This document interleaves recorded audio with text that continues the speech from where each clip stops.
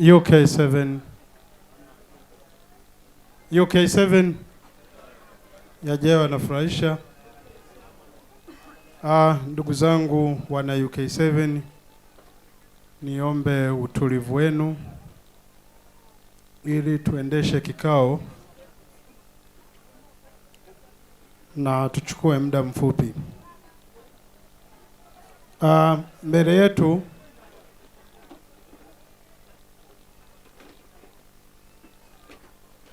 ndugu Singu Dolo na hilo grupu lenu hilo, naomba utulivu kidogo.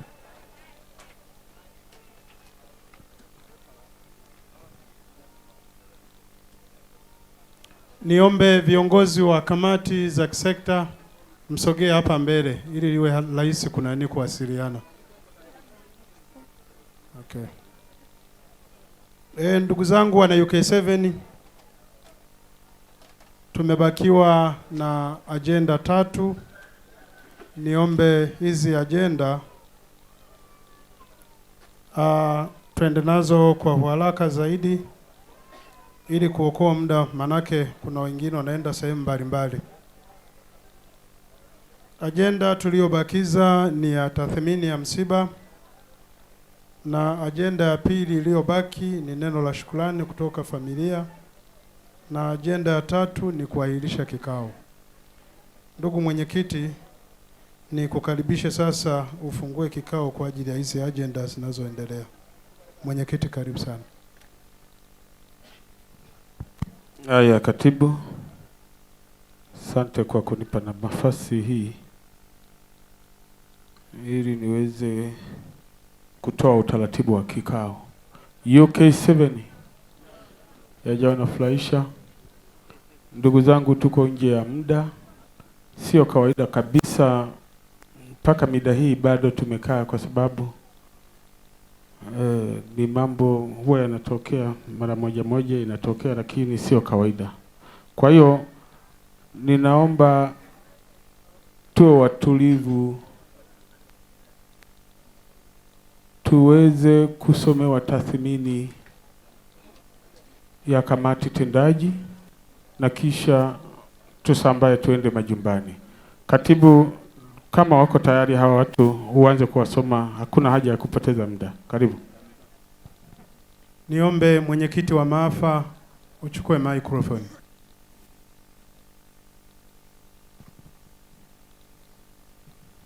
UK7 yajayo yanafurahisha. Kwa majina naitwa Renatus Lucas Maji, ni mwenyekiti wa kamati ya maafa. Bila kuwapotezea muda wana UK7 wenzangu, mimi nilikuwa ni kiongozi mkuu wa kamati hii ya maafa, pia nilikuwa na katibu wangu. Mimi binafsi nilipokea kiasi cha shilingi milioni 27, nikamkabidhi katibu wangu, tukaendelea na majukumu. Katibu, karibu. Asante mwenyekiti wangu. UK7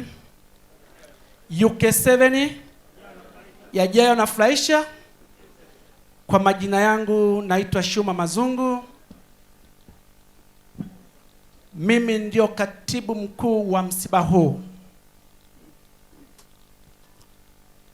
Mheshimiwa mwenyekiti wa umoja huu wa UK7, meza kuu na wajumbe wenzangu wa UK7, ninakiri kupokea milioni 27 kutoka kwa mwenyekiti wangu wa maafa Mr.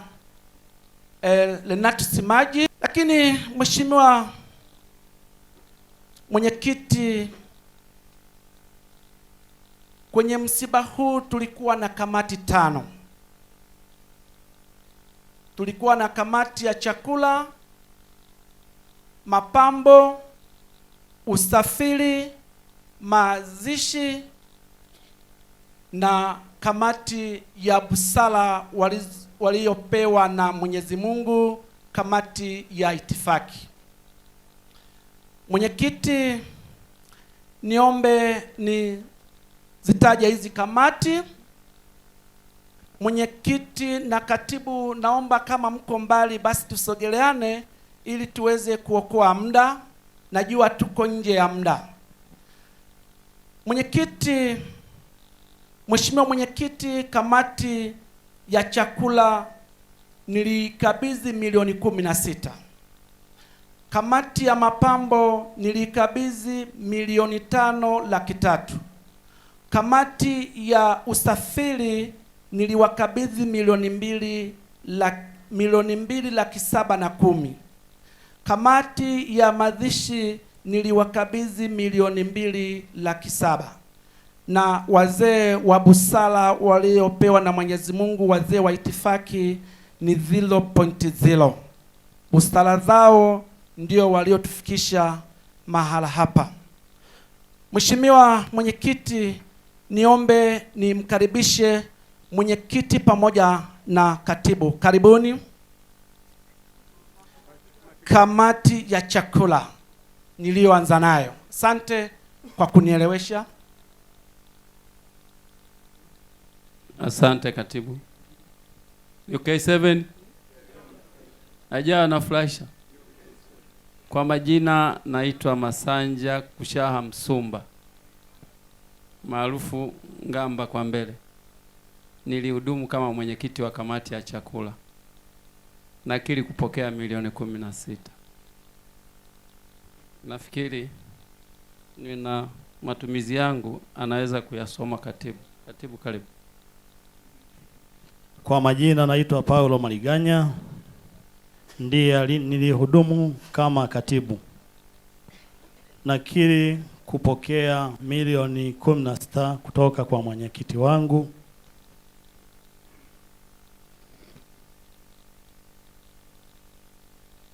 Matumizi ya msiba ni milioni 17,035.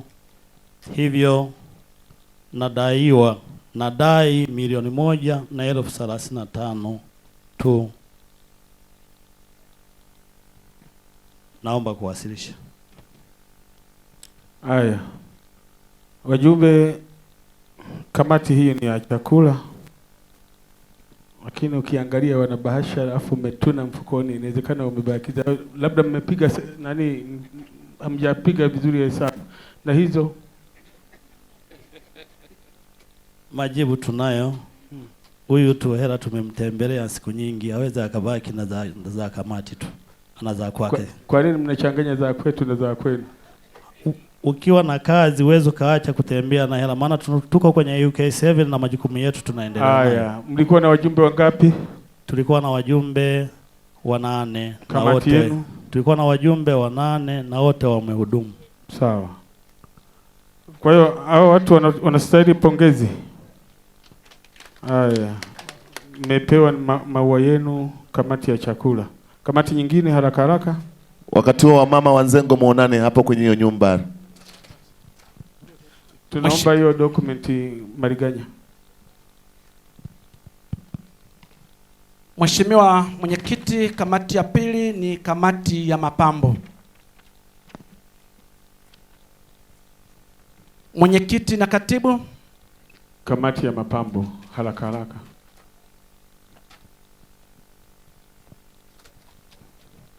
UK7 yajawa na furahisha. UK7. Kwa majina naitwa Omari Dadu Kidendei. Dio. Nilikuwa katibu wa maafa. Nilikuwa katibu kamati ya mapambo.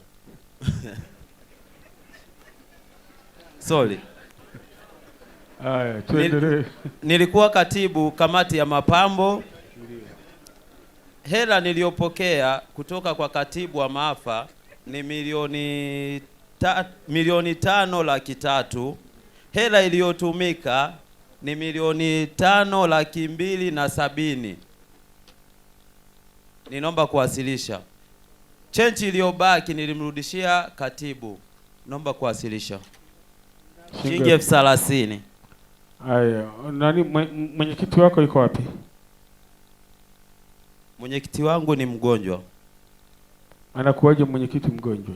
Aliugua saa ngapi? Alikuwa anaumwa, yuko hospitali. Alafu kalazwa. Alafu akawa mwenyekiti. Hakuwepo. Lakini si alikuwa mwenyekiti? Alikuwa mwenyekiti. Huku anaumwa. Ndio. Sawa. Kwa sababu tuliratibu tuliokuwepo. Sawa, hamna shida. Sawa. Haya. Sasa katibu wa mapambo. Unaiona hicho choo hicho? Hicho choo ndio mmetengeneza nyinyi? Nimekiona. Umekiona? Nuruga turamburiyo kije kukubonekana moyo mwene. Kwa hilo ninaomba mtusamee wajumbe, kama meza kuu tunaomba mtusamee kwa ajili ya upepo. Tunaomba mtusamee, tumekosea kwa hilo. Haya. Wanastahili pongezi hawa au hakuna haja?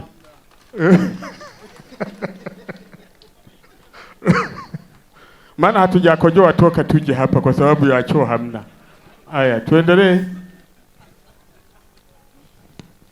Mheshimiwa Mwenyekiti, kamati ya 3 ni kamati ya usafiri. Mwenyekiti na katibu, karibu. Kamati ya usafiri.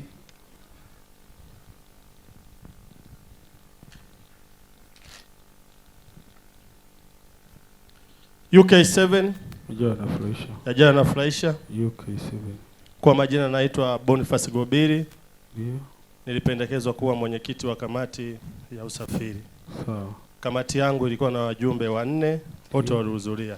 Sawa. Pili, nakiri kupokea kutoka kwa katibu. Ndio. milioni 2,710,000. Katibu, naomba toa ufafanuzi. Sawa. UK7. Yajayo nafurahisha. Kwa jina naitwa Filipo Jackson na mimi ni katibu wa usafiri. Nakiri kupokea kwa mwenyekiti wangu 2,710,000 na matumizi niliyotumia nimetumia 2,660,000 nikabakiwa na 40,000. Niliwakilisha kwa katibu wa maafa. Naomba kuwakilisha. Asante.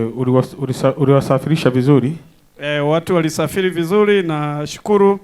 Mungu alitusaidia kutoka Bugando mpaka tumefika, na Mungu ametusaidia mpaka mama yetu tumempumzisha. Kwa hiyo watu wote walisafiri vizuri na budget niliyopewa nilibaki na 2,000,000. Nimetumia 2,660,000, baki yangu ni 40,000. Naomba kuwasilisha. Otoria kanja hene Filipo. Mimi nilichopokea kutoka kwa mwenyekiti wangu ni kwamba alipewa 2,710,000, lakini 10 ilikuwa ni hesabu ya kutolea ambayo hizi hela zilitumwa, hakupewa keshi. Kwa maana hiyo matumizi niliyopokea mimi ni 2,700,000 neti. Lakini kwa hesabu ambayo nilipewa ni kwamba bajeti yetu ilikuwa na 2,710,000 na matumizi yetu ni 2,660,000. Baki taslimu ambayo nimewakilisha mimi baada ya matumizi yote ni 40,000. Naomba kuwakilisha. Uko sawa. Kwa hiyo anastahili mawa. Haya. Wakati ule katibu wa kanda katibu ya kanda ya Kahama, naomba ushike maiki. So mimi tena mwenyekiti. Katibu wa kanda ya Kahama. Asante. Haya. Katibu. Mwenyekiti. Tumeona hapa mwenyekiti wa mapambo alikuwa amelazwa tena muda mrefu. Mlipataje nafasi ya kumweka kuwa mwenyekiti wa mapambo? Ndio maana mapambo yako hivyo. Mheshimiwa Mwenyekiti, kwanza lazi kama walivyoomba wateule, lakini malazi haya yanatufika hata ukiwa kazini hapa, ukiugua lazima ulazwe. Kwa hiyo aliteuliwa akiwa mzima, lakini baadaye changamoto za kiafya ikawa hivyo. Mwenyekiti, naomba kuwasilisha. Asante Mheshimiwa mwenyekiti. Kamati ya 4, kamati ya mazishi, nilikabidhi 2,207,000. Kamati ya mazishi, mwenyekiti na katibu, karibu. Asante katibu. UK7 yajayo inafurahisha. UK7. Kwa majina naitwa Gerehe Rukamaja, mwenyekiti kamati ya mazishi. Nakiri kupokea Tanzania shilingi 2,207,000. Hivyo hivyo nilikuwa na wajumbe 5 na wote wamehudumu. Matumizi yake ni na katibu yangu. Katibu, karibu. Asante mwenyekiti. UK7. Kwa majina naitwa Sai Sasagi, nilitaguliwa kuwa katibu wa mazishi. Kamati yangu ilikuwa na watu 5 kwa maana ya kwamba mwenyekiti, katibu na wajumbe 3. Nilikiri kupokea 2,207,000 kwa ajili ya matumizi ya kujenga kaburi la mama yetu. Matumizi nilitumia 2,206,676, nikabakiza shilingi 24,000 nimekabidhi kwa katibu. Asanteni. Naomba document hiyo mlete. Aya, wanastahili kupongezwa. Aya, asanteni sana. Asante mheshimiwa mwenyekiti. Kamati ya 5 ni kamati ya itifaki. Niombe mwenyekiti. Asante. UK7 yajayo yanafurahisha. Kwa majina naitwa Samuel Nganga Nkwabi, ni diwani wa kata ya Kirungule katika manispaa ya Temeke. Nimehudumu hapa kama mwenyekiti wa itifaki. Nilikuwa na wajumbe 4. Mjumbe mmoja alinipigia simu akisema kwamba ameomba ruhusa, alikuwa na msiba mwingine. Kwa hiyo tulikuwa wajumbe 3. Nilikuwa na katibu wangu hapa. Nafikiri nimkaribishe aweze kutoa maelezo kidogo. Karibu. Asante mwenyekiti. UK7 yajayo furahisha. Kwa majina naitwa Thomas Kibayo, nimehudumu hapa kama katibu wa itifaki, lakini sikuwa katibu wa itifaki. Mwenyekiti ndio akaniteua baada ya kupata udhuru katibu. Naona mimi sisi hatuna bajeti yetu. Naona ni busara wetu uliotumika kuhudumu hapa kusimamia sekta zote.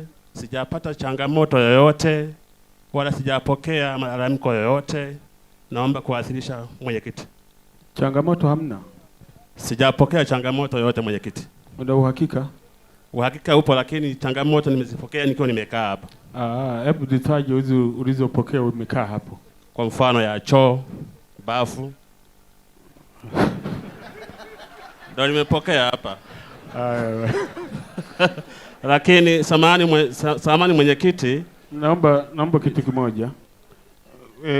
Kamati ya itifaki bado changamoto zipo. Sasa hivi ni saa ngapi? Sasa hivi mwenyekiti, sawa, muda umeenda, ni saa 10, lakini si muda rafiki. Lakini kwa changamoto zote zilizojitokeza hapa, bila shaka wote hapa tuko hapa tuna macho tunaona ratiba imekuwa ndefu. Naomba mtuwie radhi kwa hilo. Samahani. Sawa, afadhali kwa kusema hivyo. Sasa ndugu zangu, mwenyekiti na katibu wa msiba huu, sasa hivi inaelekea sijui saa 10, sijui saa 10 na ngapi, sijaangalia muda. Sasa ikuaje mnashindwa kupangilia ratiba vizuri? Sisi tukae ndani ya ratiba, kwa sababu inawezekana, sio kwamba labda haiwezekani, inawezekana kupangiliwa hivi vitu vikakaa ndani ya ratiba. Kwa nini ilishindikana hivyo? Mheshimiwa mwenyekiti wa umoja huu wa UK7, ninafikiri kwa kweli tukiri kwa mapungufu ambayo yamejitokeza, na jambo hili tunaweza tukasema na jana pamoja na leo muda kwa kweli, ratiba tunawakabidhi wachungaji na watu wote, na tunaenda kwa ratiba. Tunasoma ratiba inasema chai na chakula na kuaga na mambo ya ibada. Lakini sasa kwa hali hii, kuanzia leo ninafikiri endapo litatokea, wote wana UK7 tutakuwa viongozi kuanzia leo. Labda tujifunze kwa vitendo, manake ratiba yetu ya kumaliza mazishi ya mama yetu mpendwa ilikuwa ni saa 8, lakini saa hizi ni saa 10. Tukili nafikiri siku nyingine mwenyekiti wa umoja wetu huu wa UK7 haidajitokeza. Asante. Ameeleza sawa sawa, yuko sawa sawa, yuko sawa. Aya bwana, sasa ngoja. Aya, wanaosema hapana wanaonyesha mkono. Unanyosha tu kwa sababu mimi ndio mwenyekiti. Hapana. Wanaosema sawa, maelezo hayo yanajitosheleza, tumeshindwa kula sisi wa hapana. Kwa hiyo maelezo hayo yanaweza yakawa yanajitosheleza, lakini kama alivyosema katibu kwamba hatuombi kujirudia tena kwenda kuhudumu mambo kama haya, kwa sababu sio mambo mazuri, lakini kikawaida kabisa ni makosa makubwa sana. Haya, tuendelee katibu kutusomea. Asante Mheshimiwa Mwenyekiti. Mheshimiwa Mwenyekiti, nilipokea milioni 27. Matumizi yake yaliyotumika ni milioni 26,710,000, nikabakiwa na shilingi 290,000. Umeshalipa na deni la wale wa chakula? Hapana Mheshimiwa. Mheshimiwa Mwenyekiti, nikabakiwa na shilingi 290,000, lakini kama tulivyosikia kamati za kisekta, usafiri wamerudisha shilingi 40,000, mapambo wamerudisha shilingi 30,000, kamati ya mazishi imebakiza 24,000. Total amount inakuja 384,000. Na kamati ya chakula ilikuwa inadudai mazidi kutoka kwenye milioni 16 kwenda milioni 17,35. Tukitoa milioni 1,35, tukatoa shilingi 384,000, tunabakiwa UK7 sasa inadaiwa. So mimi katibu 651,000. Naomba kuwasilisha mwenyekiti. Haya, asante sana. Kuna kingine? Hapana Mheshimiwa Mwenyekiti. Haya, katibu, ajenda nyingine. Mwenyekiti, ajenda inayofuata ni neno la shukrani kutoka kwenye familia. Siwa watu wa kuone, lakini pia kama kuna msemaji mwingine basi na yeye tunamwomba kwa ajili ya neno la shukrani. Karibu. Wapendwa wangu, Bwana Yesu asifiwe. Amina. Kwa majina ninaitwa John Sinana Kimola. Mimi ndiye niliondokewa na mama yangu mpendwa.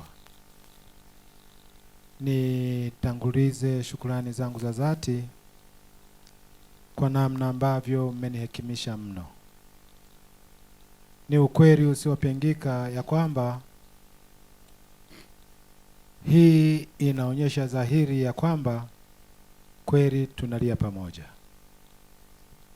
Na ikiwa kama tumeondokewa na mama yetu mpendwa, ni waase wapendwa wangu, hii ni picha inayoonyesha ya kwamba sisi tunapita. Na kama tunapita, kila mmoja wetu kuna haja ya kujiandaa kwa namna ya kupita kwake. Ikiwa ni hivi, mimi sina la kusema zaidi. Nirudishe shukurani zangu za dhati. Mungu aendelee kuwatia nguvu, na Mungu awe kiongozi wenu mahali mlivyotoka kwenye viota vyenu. Mnaporudi Mungu asiwapungukie, mtembee pamoja naye mpaka mtakapofika safari zenu. Mungu asiwapungukie. Baada ya kusema hayo, nitamuita msemaji wa familia ili kama kuna jambo anatamani kusema aseme na wana UK7. Mimi sina zaidi. Mungu awabariki sana. Asante sana. UK7 yajayo yanafurahisha. Kwa majina yangu naitwa Mashauri Wilson Ntizu, ni makamu mwenyekiti wa UK7 kutoka kanda ya Kahama. Ndugu zangu wana UK7, kwa niaba ya familia ya John Sinana, nipende tu kuwashukuru na tuendelee na moyo huu. Baada ya kuzungumza hayo, mengi ameyazungumza bwana John Sinana, basi kwa ridhaa yenu nirudishe kisemo hiki kwenye meza kuu ili waendelee na utaratibu. Asanteni sana. Haya, tuendelee. Katibu. Ajenda inayofuata ni kuahirisha kikao, mwenyekiti. Ajenda inayofuata ni kuahirisha kikao. Haya, UK7 yajayo nafurahisha. Ndugu zangu wana umoja wenzangu, kwanza poleni. Poleni sana kwa sababu ya msiba mzito, misiba ya mfululizo. Jana tulikuwa sehemu nyingine, lakini leo tena tuko huku. Kwa hiyo tunasema kwa sababu ni kazi ya Mungu, basi jina lake lihimidiwe.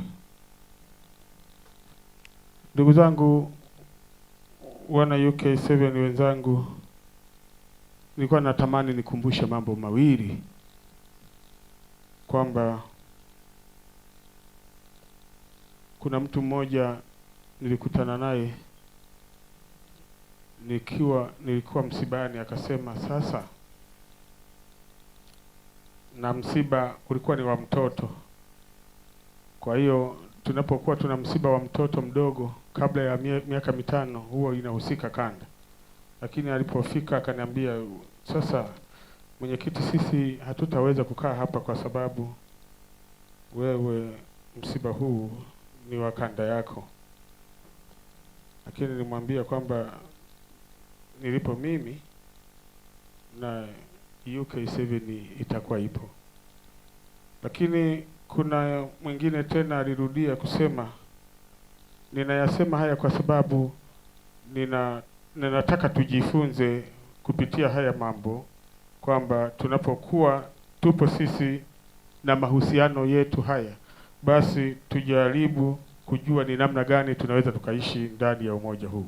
Mwingine tena akarudia kusema kwamba sasa mwenyekiti, sisi ni wana umoja. Kwa hiyo nimeona kazi zinafanywa, lakini naogopa kusema kwa sababu mwenyekiti, labda unaweza kujisikia vibaya, kwa sababu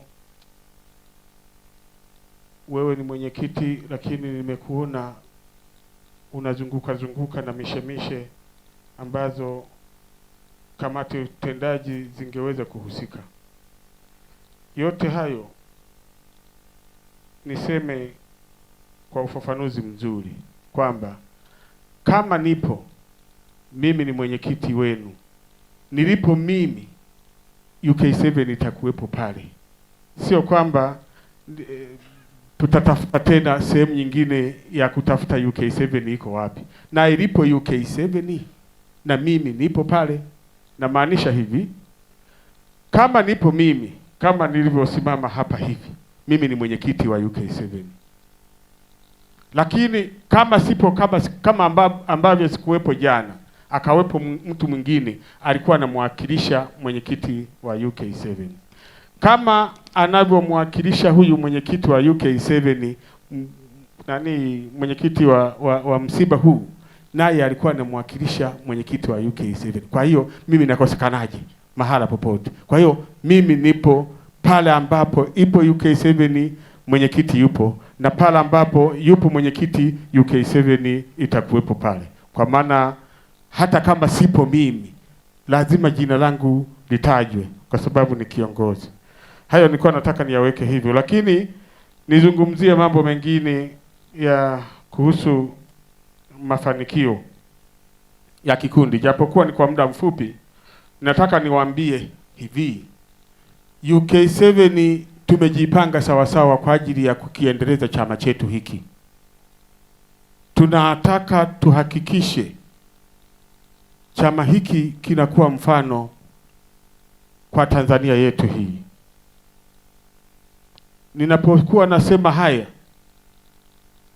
ninajaribu kuwapitisha hata yale ambayo tunayafanya na yale ambayo tunatamani tuyafanye. Hata nyinyi mtayaona. Kwa hiyo ninapokuwa nasema hili la mafanikio, ni jambo ambalo tunastahili kujipongeza sisi wana UK7 kwa sababu ya hatua hii ambayo tunayo. Hatua nzuri, tunaendelea vizuri, na Mungu atubariki tuendelee kuendelea hivi ili UK7 ipate mafanikio. Tuna ujenzi kule Kidori ya Bariadi. Ujenzi huu unaendelea, lakini sasa mpaka sasa hivi bado tulichobakiza ni finishing ndogo dogo tu. Bado kama sijui kupiga lipu sijui nini, lakini mambo yanaenda vizuri na budget ipo inaendelea. Kwa hiyo hayo ni mafanikio. Tumekuwa na sasa hivi tumetaka tuagize matenti makubwa kama hili la Mama Johnson. Tumeagiza matenti 4 kwa ajili ya sisi UK7, na madogo kama haya matenti 30. Hayo ni maendeleo ya UK7. Nilikuwa natamani kuwaomba sasa, ndugu zangu, tunapokuwa tunasafiri hivi tusafiri pamoja, maana UK7 ni yetu na tuijenge pamoja, kwa sababu sisi ni wale na sisi hakuna mtu ambaye anamzidi urefu mwenzie. Sisi ni level moja. Kama ni pundamilia wote. Kwa hiyo ninawaomba sana wakati tunayazungumza mambo haya. Tena tungekuwa na muda mzuri, ningemsimamisha mwenyekiti wa mipango, maendeleo, uchumi na fedha, akaweza kulielezea vizuri. Yeye anayajua vizuri kwa sababu anacheza nayo kila kukicha. Kwa hiyo niwaombe sasa, kwa sababu tumeamua, tusije tukaachwa sasa. Tunao mchango wa harambee, na mchango huu unatuhusu sisi. Mwezi wa 7 nimesikia viongozi wa serikali ya Simiyu wanahitaji wafungue wazindue jengo letu kwa Mwenge.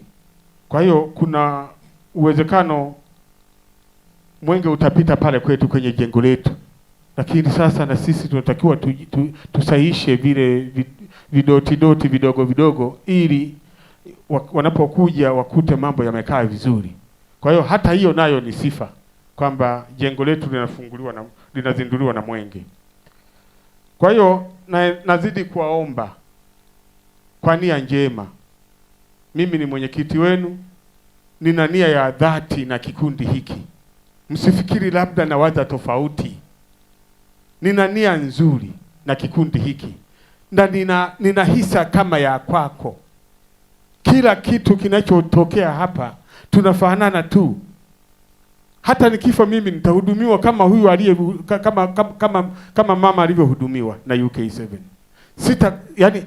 Hazita kuwepo huduma zingine tofauti. Labda nyinyi wenyewe muamue upendeleo, lakini ninavyojua mimi ni sawasawa na wengine. Hata kama mimi nitakufa. Sasa mimi nahamasisha kila siku kwamba jamani, tuchangieni majengo yetu, tuchangieni maendeleo yetu. Hii harambee imechukua muda mrefu, Nikitaka kumuuliza makamu mwenyekiti wa itifaki UK7, tulimpa kazi ya kufuatilia, tulitengeneza kamati ya task force kwa ajili ya kufuatilia watu ambao wenye nia nzuri na UK7 waweze kutuchangia, lakini mimi najua wote tuna nia nzuri. Hakuna mwenye nia ovu na UK7 asingekuwepo, asingetoa hela yake kujiunga humu, asingekuwepo amekaa hapa anasubiri viongozi wanatueleza maneno.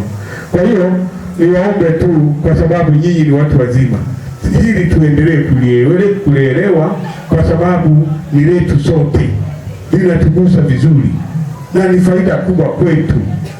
Msifikiri kwamba nitaanza kufaidika mwenyekiti. Sitaanza kufaidika, tutafaidika wote pamoja. Kama ni kugawana 1,000, ikifika huko tutagawana 1,000. Na ninatamani jengo hilo lifunguliwe mwezi wa 7. Nilikuwa natamani sana kama ingewezekana, na mwitikio huu ukakubalika, jengo hilo lingefunguliwa mwezi wa 7. Kama na baba tayari mnyegutola na utola nani huyu Gusi na yeye anaweza kazi ya harusi yake kwenye hilo jengo. Kwa hiyo natamani liishe jengo hilo haraka, na litakapoisha haraka tuanze kuzalisha, kwa sababu uwezekano upo tu mkubwa wa kuzalisha. Tutazalisha, kama ni faida tutaipata. Hata sasa hivi tumeongeza matenti, tumeweka 4 ya hivi, alafu na mengine madogo 30, na mziki tumeongeza. Ni kwa sababu tu tunaona biashara hii inatulipa. Sasa inafaa kwa wana UK7. Kwa hiyo ndugu zangu, tuolee na tuendelee kuchangia mchango wetu wa harambee kama utaratibu ulivyowekwa na mwenyekiti, makamu mwenyekiti wa itifaki na mwenyekiti wa task force. Sasa ifike mahala tutaufunga huo mjadala wa mchango huu, maana umetembea sana, na tutakapoufunga sasa sijajua kama tutakuwa sawa sawa. Kwa hiyo tujitahidi ili tuende pamoja. Kingine ambacho nilikuwa natamani nikiseme ni nidhamu. Nidhamu itawala. Tunapokuwa hapa, tunapokuwa majumbani, tunapokuwa maeneo yote ambayo tunaishi sisi, lazima tuwe na nidhamu. Lazima tuwe watu wanaojitambua. Mtu yeyote anayefanya anayekiuka utaratibu wa jamii yoyote ile anakuwa hafai katika kundi lolote ile. Kwa hiyo watu ambao wanaweza wakawa na nidhamu mbaya, basi nidhamu ndio itakuondoa kwenye kikundi. Nidhamu ndio itafanya ukose sifa. Maana tunachofanya hapa ni mambo ambayo jamii hii, mambo hayo yanazunguka kwenye jamii hii. Kwa hiyo lazima tukubaliane kwamba nidhamu lazima ilindwe kwa nafasi kubwa sana. Baada ya hayo sasa, jana sikuwepo kwenye msiba ule wa nani huyu? Kwa Tesha sikuwepo kwenye msiba ule, lakini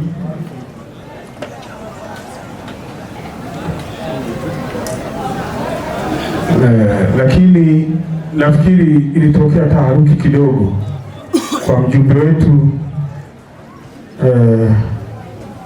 akatukana mbele ya kikao kwamba mimi ni mwana UK7 lakini sijawahi kuwa na nyinyi. Nafikiri kuna kauli fulani ambayo alitumia, basi ikibidi tutamwita aeleze au tuache tu kwa sababu ya muda, kwamba sawa. watu wanahitaji tumuite aje aombe radhi kwenye hili, lakini kwa sababu sisi tuna msimamo mzuri na tumeshaona hayo ni mapungufu, mimi nikafikiri huyu ambaye alituchanganya jana, yaani sisi tumetembea kutoka makanda mbalimbali nisoma sijui wapi, halafu anakuja anatengeneza maneno kama haya. Sitaki hata aombe msamaha, ila tutapita naye tu kama tunavyopita, kwa sababu ni yeye mwenyewe aliamua kusema hivyo kwa sababu na yeye aliona inampendeza akisema hivyo. Kwa hiyo huyu tumwache hivyo hivyo, kwamba itifaki ipo, itafanya kazi yake sawa sawa. Haya, mchungaji, tunaomba utuahirishie kikao kwa maombi. Karibu tu. Mimi iko hivi, viongozi wake wa kanda husika ndio wamezialika kanda zingine kwa mjumbe huyo. Yeye anasema hajawahi kuhudhuria. Sasa viongozi wake wa kanda ndio tujengee msingi kwamba walitupeleka pale kwa sababu 1, 2, 3 ili tuelewe. Kwa msemo wangu bila kitu. Haya bwana. Sasa iko hivi. Jamani tutulie. Iko hivi. Wajumbe mkae jamani. Huko mliko simama mkae. Mwenyekiti akiwa amesimama inatakiwa mkae. Wajumbe tuwe watulivu. Tutulie wajumbe, tueleweshwe vizuri. Iko hivi. Naomba utulivu. Wajumbe, naomba utulivu. Iko hivi. Huyu bwana ameyakoroga. Na mpaka hapa tulipo, ajenda kubwa iliyokuwepo kwa viongozi ilikuwa ni ya kwake. Msifikiri kwamba labda tutapindisha. Nikiwa hapa mimi hakuna kona, patanyoka. Hata pale ambapo wamwamini patanyoka. Kwa hiyo ninawaomba kitu kimoja. Kwanza tumeanza naye kwa faini ya milioni 3 ambayo viongozi wameamuru ifanyike hivyo, lakini bado tunaendelea kuchunguza shida inaanzia wapi. Tukishabaini shida inaanzia wapi, na kwenyewe tutawajulisha. Mtaona tu, hata kama hatutawaita kikao mtaona, maana hatuchezi, hatufanyi mzaha. Lakini pamoja na hilo kwamba mpaka tukafika kumpiga faini ya milioni 3, kuna mambo mazuri ambayo ameyafanya. Sio kama kauli yake aliyoisema. Kuna mambo mengine yani kuna mabadiliko kidogo. Inawezekana huyu mtu Mike ilimchanganya, ndio maana akaigiza kwenye maneno hayo, lakini hatukuweza kumsamehe hata kama hiyo, pamoja na kwamba alikosea au labda kwa bahati mbaya, sijui makusudi, hatukuweza kumsamehe. Tumelala naye kwa milioni 3 kwa makosa hayo aliyofanya, pamoja na kwamba kwenye kanda huku kuna sehemu amefanya vizuri. Sio kwamba amefanya vibaya toka aingie. Kwa hiyo kuna sehemu amefanya vizuri, na tunategemea tupewe ripoti nyingine na kamati ya itifaki ya kanda. Kwa hiyo tunaendelea kusubiri kuendelea kumchuja huyo mtu, kwamba huyu mtu anapatikanaje humu kwenye kikundi cha UK7 kama masharti yote haya hayajui. Baada ya kusema hayo sasa, askofu, nikukaribishe tuhitimishe. Tumeelewana? Ndio. Tumeelewana? Ndio. Mmeshanielewa? Ndio. Hakitapepa chochote, lazima kitaeleweka, na mimi sio muoga. Hebu tufumbe Mungu, tumuombe Mungu kibali tuweze kurudi makwetu. Naomba tumshukuru Mungu. Mungu atupe kibali kurudi majumbani. Baba Mungu wetu uliye mtakatifu, ni wewe, hakuna mtu mwingine tena. Asante kwa ajili ya kazi iliyofanyika ya mama yetu na sasa tunaomba kibali turudi makwetu ili tukaendeleze kazi zetu uliotubariki kwa kazi yako. Naomba kibali, mimi ni mtumishi wako uliyeniapisha. Naomba umati huu sasa na msafara wako huu ukimwongoza mwenyekiti mkuu pamoja na kamati yake, makatibu wote na wajumbe ambao ni watoto wako wanaokutolea sadaka. Jina lako litukuzwe na alika nguvu zako Mungu. Wewe ulimtuma mtoto wako Yesu Kristo. Baba, tunaomba sasa ukawe kiongozi kila barabara, tunatanguliza damu ya Yesu. Watoto wako wapite wakiwa salama. Baba, tazama safari ya kwenda Geita, wengine Dar es Salaam, wengine Singida, wengine Mwanza, wengine Shinyanga, wengine Tarime na Musoma. Damu ya Yesu naiweka mkononi mwako. Kila hila zote za shetani barabara nalitakasa kwa jina la Yesu. Tawala, wewe ni Mungu wa kweli. Tazama watoto wako wamefunika macho kwa kuheshimu wewe.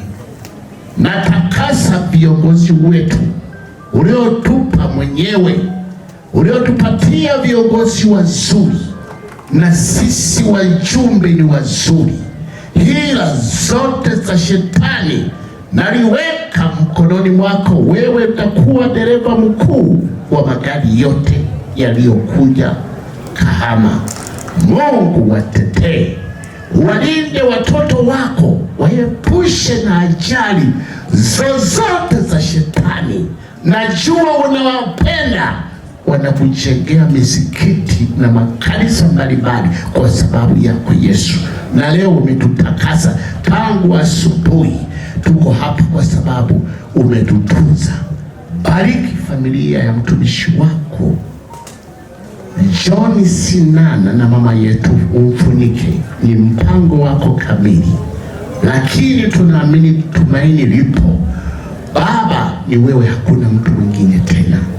Nasambaratisha shetani kuanzia saa hii, safari na ibariki kwa jina lako. Wote, hakuna mtu mwingine tena. Naomba hayo kwa ajili ya jina lako na la Baba na la Mwana na Roho Mtakatifu. Amen.